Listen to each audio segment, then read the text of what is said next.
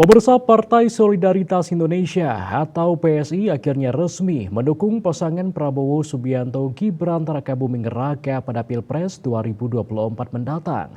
Hal tersebut disampaikan Ketua Umum PSI Kaisang Pangarep di acara deklarasi Partai PSI di Jakarta Teater, Jakarta Pusat.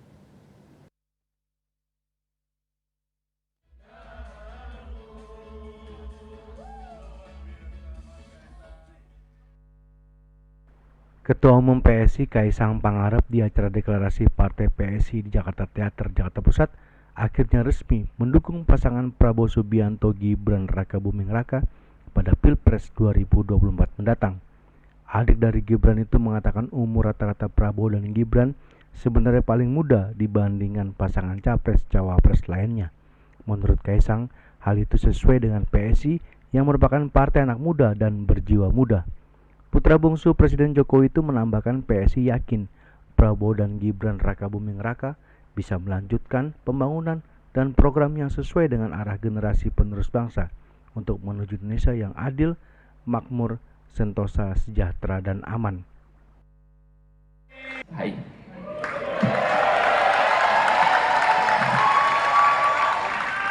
Sebagai pemuda yang nggak banyak basa-basi, mau salah bertele-tele lagi dalam sambutan ini. Jadi kami Partai Solidaritas Indonesia siap mendukung Bapak Prabowo Subianto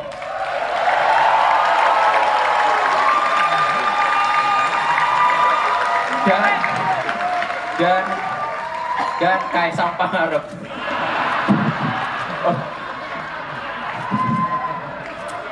Siapa tahu masih punya kesempatan. Saya akan coba-coba dikit lah. Siap salah. Jadi kami Partai Solidaritas Indonesia siap mendukung Bapak Prabowo Subianto dan Mas Gibran Rakabuming Raka sebagai calon presiden dan calon wakil presiden 2024. PSI melihat kalau umurnya nih ya di rata-rata Pak Prabowo dan Mas Gibran ini sebenarnya paling muda. Coba aja di Google.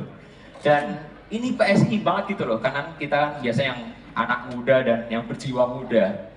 Kami yakin beliau-beliau ini mampu melanjutkan pembangunan dan program yang sesuai dengan arah generasi penerus bangsa.